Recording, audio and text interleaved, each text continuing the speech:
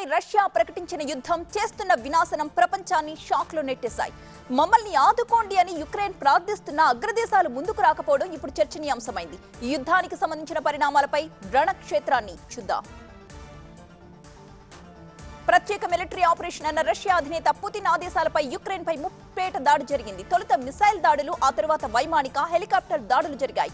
Ukraine లోని సైనిక స్థావరాలు, జనావాసాలు శ్మశానాలుగా మారిపోయాయి. తాము 70 మిలిటరీ లక్ష్యాలను, 11 వైమానిక స్థావరాలను ధ్వంసం చేసినట్లుగా రష్యా ప్రకటించింది.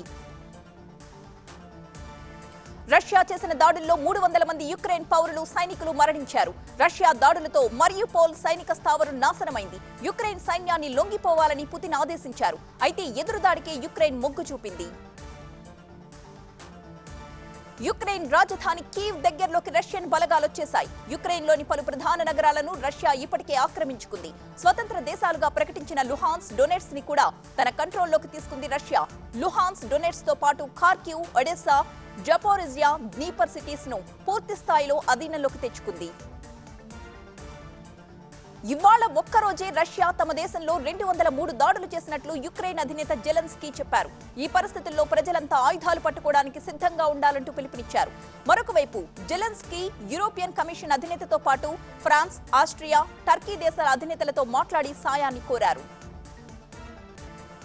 రష్యా చేస్తున్న వరుస దాడులతో ప్రజలు తీవ్రంగా ఇబ్బందులు పడుతున్నారు. రాజధాని కీవ్ సహా పలు నగరాల నుంచి జనం గుంపులుగా దేశాన్ని విడిచిపోతున్నారు. ఈ రద్దీతో ట్రాఫిక్ చాలా చోట్ల స్తంభించిపోయింది. మరొక వైపు యుక్రెయిన్లోని చాలా పట్టణాల్లో ప్రజలు నిత్యావసర వస్తువులు కొనుగోలు చేస్తున్నారు. నాటో బలగాల మీదే గంపెడాసలు పెట్టుకుంది యుక్రెయిన్. కానీ ఆ ఆశల మీద నీళ్లు చల్లారు నాటో సెక్రటరీ జనరల్. యుక్రెయిన్ కు అన్ని విధాలా సాయం చేస్తాం, కానీ సైనిక బలగాలను పంపించే ఉద్దేశం లేదని బాంబ్ పేల్చారు NATO secretary general Jens Stoltenberg. NATO చేతులెత్తేయడంతో యుక్రెయిన్ కష్టాలు మరింతగా పెరిగిపోయాయి. యుక్రెయిన్ లో తెలుగు విద్యార్థుల కష్టాలు పెరిగాయి. తమను కాపాడాలని వేడుకుంటూ వీడియోలు విడుదల చేస్తున్నారు. యుక్రెయిన్ లో పరిస్థితులు చూస్తుంటే టెన్షన్ గా ఉందని విశాఖకు చెందిన శ్రీజ సెల్ఫీ వీడియోలో ఆందోళన వ్యక్తం చేసింది. బాంబుల సౌండ్లు వింటుంటే భయమేస్తోందని, మాపై దయ చూపి ఆర్మీ విమానాలు పంపాలని శ్రీజ వేడుకుంది. అక్కడున్న విద్యార్థులు పలువురు ఇలాంటి ఆందోళనలోనే ఉన్నారు. రష్యా యుద్ధం చేస్తుంటే పాకిస్తాన్ ప్రధాని ఇమ్రాన్ ఖాన్ పుతిన్ తో భేటీ అయ్యారు. ఈ సమయంలో మాస్కోలో ప్రకటించడం చాలా ఎగ్జైటింగ్ గా ఉందంటూ ఇమ్రాన్ వ్యాఖ్యానించారు. పుతిన్ తీరును ఎండకట్టాల్సిన అవసరం ప్రతి దేశానికి ఉందని అమెరికా విదేశాంగ శాఖ ప్రతినిధి నెడ్ ప్రైస్ చెప్పారు.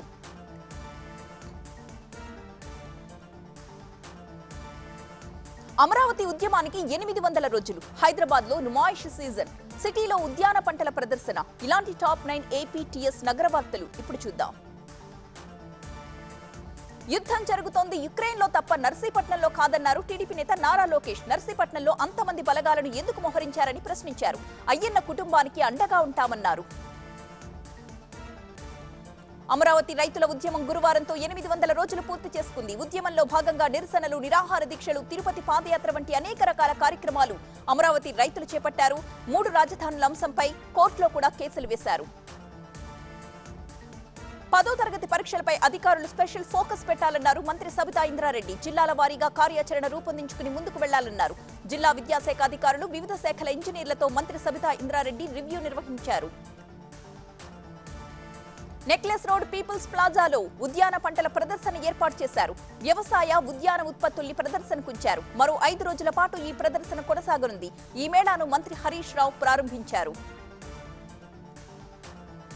నార్త్ జోన్ పరిధిలో డ్రగ్స్ పై అవేర్నెస్ కల్పించారు సిటీ పోలీసులు. మంత్రి తలసానితో పాటు CP CV Anand, north zone DCP Chandana Deepti, director Koratala Siva drugs వల్ల కలిగే నష్టాలను వివరించారు. హైదరాబాద్ కమిషనరేట్ పరిధిలోని అన్ని జోన్ల పరిధిలో డ్రగ్స్ అవేర్నెస్ కార్యక్రమాలు నిర్వహిస్తున్నారు. సినిమా టికెట్ల రేటును తగ్గిస్తూ ప్రభుత్వం తీసుకున్న నిర్ణయాన్ని సమర్థించారు సిపిఐ జాతీయ కార్యదర్శి నారాయణ. సామాన్యులకు అందుబాటులో లేని విధంగా ధరలు పెంచడం సరైంది కాదన్నారు. ఈ విషయంలో సీఎం జగన్ మంచి చేసినా అందరినీ పిలిచి మాట్లాడకుండా రాజకీయాలు చేశారని అన్నారు. వరంగల్లో కిన్నర్స్ హల్చల్ చేశారు. ఉత్తరాది రాష్ట్రాలకు చెందిన కిన్నర్స్ ఖమ్మం, వరంగల్ మధ్య జాతీయ రహదారిపై తిష్ట వేశారు. వాహనదారుల నుంచి బలవంతంగా వసూలు చేశారు. స్పీడ్ బ్రేకర్స్, బ్రిడ్జ్లు, మూల మలుపుల వద్ద గుంపులుగా కాపు కాసి వాహనదారులను ఇబ్బంది పెట్టారు. నుమాయిష్ సీజన్ వచ్చేసింది. రేపటి నుంచి నాంపల్లి ఎగ్జిబిషన్ గ్రౌండ్ లో నుమాయిష్ సందడి షురూ కాబోతోంది. కరోనా కారణంగా వాయిదా పడ్డ నుమాయిష్ ని తిరిగి ప్రారంభిస్తున్నారు. ఈసారి 1500 స్టాళ్లకు మాత్రమే అనుమతి ఇవ్వబోతున్నారు. ఇప్పటికే నుమాయిష్ కోసం ఏర్పాట్లు పూర్తయ్యాయి. ఏపీపీఎస్సీ చైర్మన్ గా బాధ్యతలు చేపట్టారు గౌతమ్ సవాంగ్. ఏపీపీఎస్సీ కార్యాలయంలో కొత్త బాధ్యతలు తీసుకున్నారాయన. డీజీపీగా పనిచేసిన గౌతమ్ సవాంగ్ పై ఇటీవల వేటు వేసింది ప్రభుత్వం. వెనువెంటనే ఏపీపీఎస్సీ చైర్మన్ గా బాధ్యతలను కట్టబెట్టింది.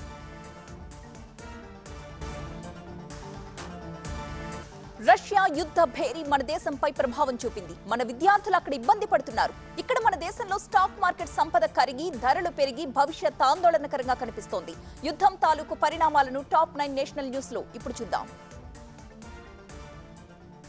రష్యా యుద్ధం ప్రపంచవ్యాప్తంగా స్టాక్ మార్కెట్లను కుప్పకూల్చింది. మన దేశంలో సెన్సెక్స్ 2702 పాయింట్లు కోల్పోయి 54,529 పాయింట్ల దగ్గర క్లోజ్ అయింది. నిఫ్టీ 815 పాయింట్లు నష్టపోయి 16,248 పాయింట్ల దగ్గర ముగిసింది. రెండేళ్లలో అతి పెద్ద నష్టం ఇది. ఒక్కరోజే ఇన్వెస్టర్లు 13.6 లక్షల కోట్ల రూపాయలు నష్టపోయారు. పుతిన్ విసిరిన మిసైల్ కు బంగారం, క్రూడ్ ఆయిల్, సిల్వర్ ధరలన్నీ పెరిగిపోయాయి. అంతర్జాతీయ మార్కెట్లో ఔన్స్ బంగారం ఏడాదిలో ఎన్నడూ లేనంతగా 1926 పాయింట్లకు చేరింది. మన దేశంలో ఎంసీఎక్స్ లో 10 గ్రాముల బంగారం ధర 1100 రూపాయలు పెరిగి 51,479 రూపాయలకు చేరింది. ఇక క్రూడ్ ఆయిల్ ధర 2014 తర్వాత భారీగా పెరిగి $100 దాటిపోయి $103లకు చేరింది. ఇక కిలో వెండి ధర 1424 రూపాయలు పెరిగి 66,000కు చేరింది.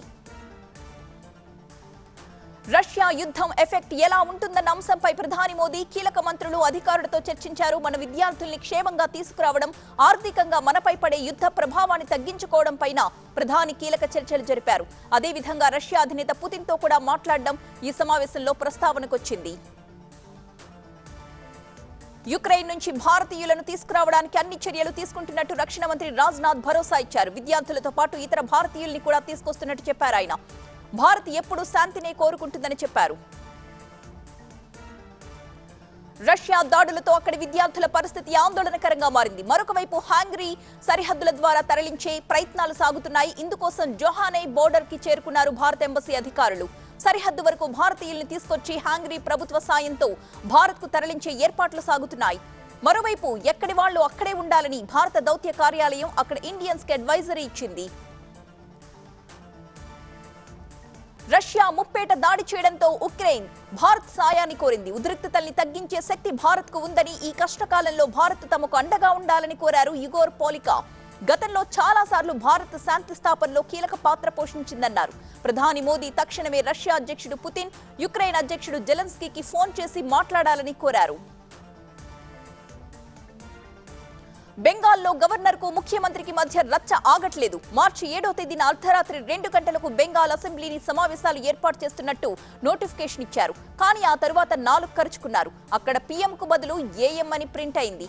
గవర్నర్ తీరుపై తృణమూల్ అభ్యంతరం వ్యక్తం చేసింది. అయితే ఇది టైపోగ్రఫీ తప్పిదమని రాజ్ భవన్ వివరణిచ్చింది. ఎయిర్ ఇండియాను కొనుగోలు చేసిన టాటా గ్రూప్ భారీ స్థాయిలో ఆధునికీకరణ చేయడానికి సిద్ధమవుతోంది. ఎయిర్ ఇండియాకు కొత్త విమానాలను కొనడానికి సిద్ధంగా ఉంది. ఎయిర్ బస్, బోయింగ్ వంటి సంస్థలతో ఈ దిశగా చర్చలు సాగుతున్నాయి. ఎయిర్ ఇండియాను ప్రపంచ స్థాయి ఎయిర్లైన్స్ గా మారుస్తామని టాటా గ్రూప్ తెలిపింది.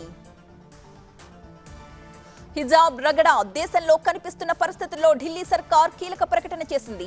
ఢిల్లీ పాఠశాలల్లో హిజాబ్ వివాదానికి తావే ఉండదని ఢిల్లీ మంత్రి మనీష్ సిసోడియా చెప్పారు. ఢిల్లీలోని ఏ పాఠశాలలో కూడా హిజాబ్ తొలగించాలని అడిగేదే లేదన్నారు.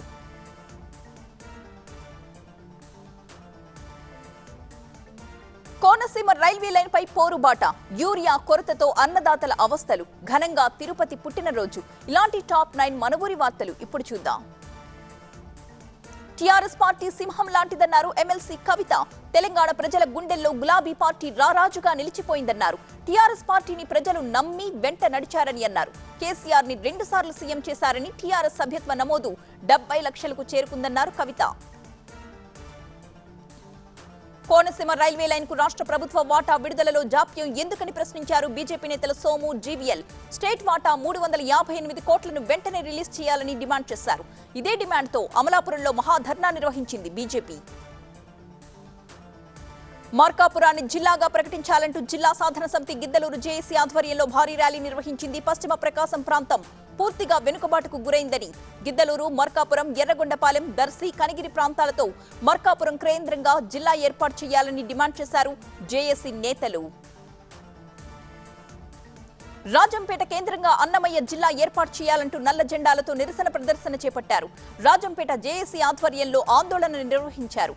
అన్ని విధాల అనుకూలతలు కలిగిన రాజంపేటను జిల్లా కేంద్రం చేయాలంటూ డిమాండ్ చేశారు జేఏసీ నేతలు. వైసీపీ పలమనేరు ఎమ్మెల్యే వెంకటేష్ గౌడ్ కు చుక్కెదురైంది. తన సొంత మండలంలో ఎమ్మెల్యేకు నిరసన సెగ తగిలింది. సమస్యలు పట్టని ఎమ్మెల్యే రావద్దంటూ కొంగాటం గ్రామ ప్రజలు వినూత్న రీతిలో నిరసన వ్యక్తపరిచారు. ఎమ్మెల్యే పర్యటనను అడ్డుకున్నారు గ్రామస్తులు. పెద్దపల్లిలో యూరియా కొరత వేధిస్తోంది. యూరియా ఇబ్బందులతో రైతాంగం సతమతమైపోతోంది. సహకార సంఘాల వద్ద బారులు తీరుతున్నారు అన్నదాతలు. ఈ సమయంలో వరి పంటకు యూరియా చల్లకపోతే దిగుబడిపై ప్రభావం చూపే అవకాశం ఉంది. ఆధ్యాత్మిక నగరం తిరుపతి పుట్టినరోజు జరుపుకుంది. ఎమ్మెల్యే భూమన కరుణాకర్ రెడ్డి పచ్చని తోరణాలు, పూలతో అలంకరించిన గోవిందరాజస్వామి ఆలయ మాడవీధుల్లో వందలాది మందితో ప్రదర్శన చేశారు.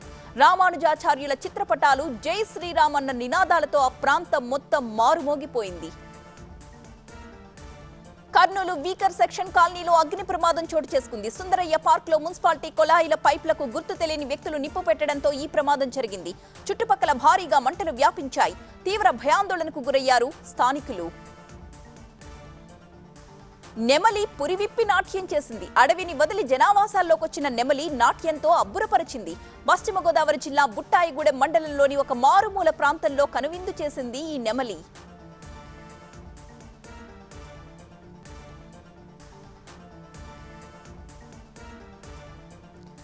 కరోనాపై పోరాటంలో భారత్ పాత్రను మెచ్చుకున్న బిల్ గేట్స్. ఇక మనీ లాండరింగ్ కేసులో నవాబ్ మాలిక్ తమ్ముడికి ఈడీ పిలుపు. ఐఫోన్లను తిరిగిచ్చేసిన రాజస్థాన్ బీజేపీ ఎమ్మెల్యేలు. ఇలాంటి టాప్ 9 మెట్రో న్యూస్ ఇప్పుడు చూద్దాం. కరోనాను భారత్ సమర్థవంతంగా ఎదుర్కొందని మైక్రోసాఫ్ట్ వ్యవస్థాపకుడు బిల్ గేట్స్ కొనియాడారు. భారత ఔషధ కంపెనీలు వ్యాక్సిన్లు తయారు చేశాయని తెలంగాణ మంత్రి కేటీఆర్ తో చిట్ చాట్ లో ప్రశంసించారు. కరోనా అనేక దేశాలకు సవాల్ విసిరిందని, భవిష్యత్తులో అనేక వైరస్లు కూడా వచ్చే అవకాశం ఉందని బిల్ గేట్స్ హెచ్చరించారు. మనీ లాండరింగ్ కేసులో మహారాష్ట్ర మంత్రి నవాబ్ మాలిక్ ను అరెస్ట్ చేసిన ఎన్ఫోర్స్మెంట్ డైరెక్టరేట్ తాజాగా ఆయన తమ్ముడు కప్తాన్ మాలిక్ కు కూడా నోటీసులు ఇచ్చారు. కప్తాన్ మాలిక్ ను ప్రశ్నిస్తే మరిన్ని వివరాలు బయటకొస్తాయని ఈడీ భావిస్తోంది. ఈడీ కస్టడీలో ఉన్న మంత్రి నవాబ్ మాలిక్ రాజీనామా వ్యవహారం మహారాష్ట్రలో రగడలా మారింది. ఆయన రాజీనామా చేయాల్సిందే అంటూ బీజేపీ పట్టుబట్టింది. దావూద్ ఇబ్రహీం కు సహకరించిన వ్యక్తి మంత్రిగా ఉండే హక్కు లేదంటూ కమలనాథులు నినదించారు. డాలర్ స్మగ్లింగ్ కేసు కేరళ అసెంబ్లీలో ప్రకంపనలు రేపుతోంది. దీనిపై చర్చకు కాంగ్రెస్ పట్టుబట్టింది. కానీ స్పీకర్ అనుమతి ఇవ్వకపోవడంతో విపక్షం అసెంబ్లీని బహిష్కరించి బయటకొచ్చి నిరసన తెలిపింది. డాలర్ల స్మగ్లింగ్ కేసులో నిజాలు నిగ్గు తేల్చాలని విపక్షం డిమాండ్ చేసింది. రాజస్థాన్లోని బీజేపీ ఎమ్మెల్యేలు తమకిచ్చిన ఐఫోన్లను తిరిగిచ్చేశారు. బడ్జెట్ సమావేశాల సందర్భంగా ఎమ్మెల్యేస్ అందరికీ ఖరీదైన ఐఫోన్లను ప్రభుత్వం గిఫ్ట్ గా ఇచ్చింది. కానీ బీజేపీ ఎమ్మెల్యేలు వాటిని ఇచ్చేయడం ప్రాధాన్యత సంతరించుకుంది. తమిళనాడు దివంగత సీఎం జయలలిత 74వ జయంతిని ఆ రాష్ట్రంలో ఘనంగా జరిపారు. జయ మేనకోడలు దీపా జయకుమార్ పోయిస్ గార్డెన్ లో తన మేనత్తకు నివాళులర్పించారు. కోల్కతాలో రేపటి నుంచి 27 వరకు బెహాలా ఆర్ట్ ఫెస్టివల్ నిర్వహిస్తున్నారు. ఇందుకోసం కళాకారులు ఇప్పటికే తమ కుంచెలతో అందమైన కళాఖండాలు సృష్టించారు. అక్కడ కొన్ని వీధులు కొత్త రంగుల్ని సంతరించుకున్నాయి. భారత సైన్యానికి T-90 యుద్ధ ట్యాంకుల్ని మరిన్ని అందించాలని కేంద్రం నిర్ణయించింది. ఇందుకోసం భారత్ ఎలక్ట్రానిక్స్ లిమిటెడ్ తో 1075 కోట్ల రూపాయల విలువైన ఒప్పందాన్ని రక్షణ శాఖ కుదుర్చుకుంది. ఈ లెక్కన సైన్యానికి 975 T-90 యుద్ధ ట్యాంకులు అందుతాయి. చైనాను హెచ్చరిస్తూ భారత్, వియత్నాం నేవీ డ్రిల్స్ చేయడానికి రెడీ అయ్యాయి. ఇందులో భాగంగా వియత్నాం నేవీకి చెందిన యుద్ధ నౌక విశాఖకొచ్చింది. మిలన్ 2022 అనే ఈ విన్యాసాల్లో భారత్ నేవీతో కలిసి వియత్నాం కూడా పాల్గొంటుంది.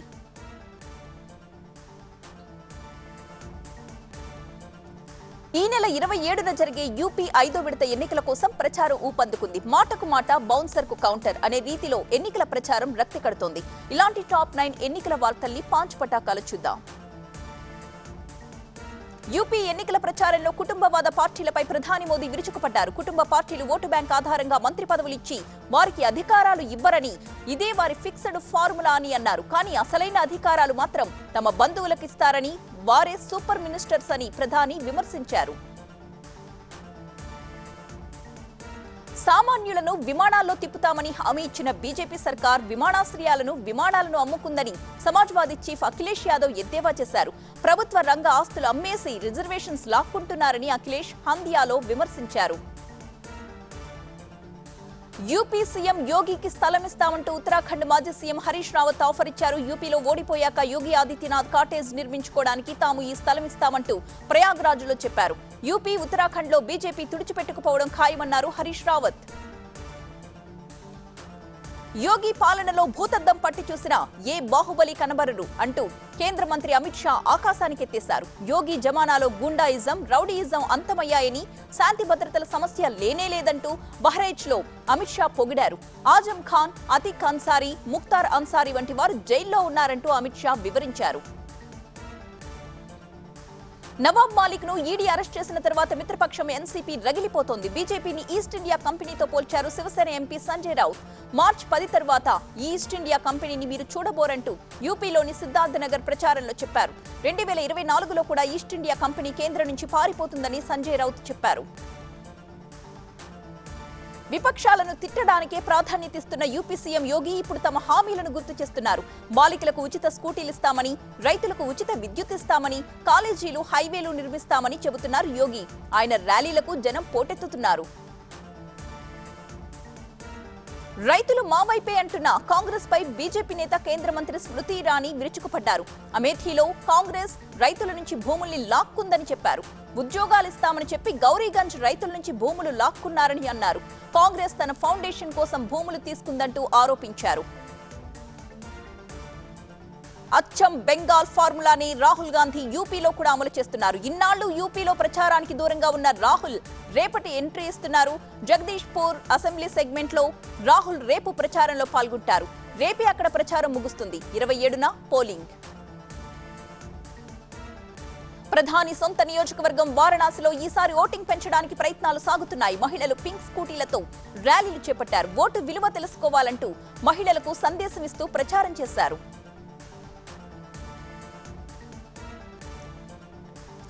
ఇంట్రెస్టింగ్ వీడియో షేర్ చేసిన మెగా పవర్ స్టార్ వలిమై సినిమాకు పాజిటివ్ టాక్. తమిళ్లోను బిగ్ బాస్ ఓటీటీ వర్షన్. మరో వివాదంలో మహేష్ మంజ్రేకర్ క్యాన్సర్ తో పోరాటం గురించి చెప్పిన హంసానందిని. ఇటువంటి టాప్ 9 సినిమా కబుర్లు ఇప్పుడు చూద్దాం. యంగ్ హీరో నాని బర్త్డే సందర్భంగా అభిమానులు, సినీ ప్రముఖులు శుభాకాంక్షలు తెలిపారు. ప్రస్తుతం నాని చేస్తున్న సినిమాల యూనిట్స్ నుంచి అప్డేట్స్ ఇచ్చారు మేకర్స్. బర్త్డే హోమం పేరుతో వీడియో గ్లిమ్స్ ని ఒకరోజు ముందుగానే రిలీజ్ చేసింది. అంటే సుందరానికి మూవీ టీమ్. క్యాన్సర్ తో పోరాడుతున్న నటి హంసానందిని తన ఆరోగ్య పరిస్థితి గురించి అప్డేట్ ఇచ్చారు. ఇప్పటికే 16 సార్లు కీమోథెరపీ పూర్తయిందని అన్నారు. అయితే ఈ పోరాటంలో ఇంకా గెలవలేదన్నారు. మరో యుద్ధం మొదలు కాబోతోంది. ఇక సర్జరీలు చేయించుకోవాల్సి ఉంది అంటూ ట్వీట్ చేశారు హంస. నటుడు, దర్శకుడు మహేష్ మంజ్రేకర్ పై కేసు నమోదైంది. మహేష్ డైరెక్ట్ చేసిన లేటెస్ట్ మూవీలో మహిళల్ని, చిన్నారుల్ని అభ్యంతరకరంగా చూపించారంటూ అభియోగాలొచ్చాయి. అయితే మహేష్ మాత్రం తన సినిమా ఇప్పటికే సెన్సార్ పూర్తి చేసుకుందని, అభ్యంతరకర అంశాలు ఉంటే సెన్సార్ బోర్డు ఎలా క్లియరెన్స్ ఇస్తుందని వాదిస్తున్నారు. Bigg Boss Tamil digital version కి సంబంధించిన అనౌన్స్మెంట్ వచ్చేసింది. బిగ్ బాస్ అల్టిమేట్ పేరుతో డిజిటల్ వర్షన్ ని స్టార్ట్ చేస్తున్నారు. టెలివిజన్ షోని కమల్ హాసన్ హోస్ట్ చేస్తుండగా డిజిటల్ వర్షన్ ని సింబు డీల్ చేస్తున్నారు. ఆల్రెడీ డిస్నీ హాట్ స్టార్ లో స్ట్రీమ్ కాబోతున్న ఈ షోకి సంబంధించి ప్రోమో కూడా రిలీజ్ అయింది.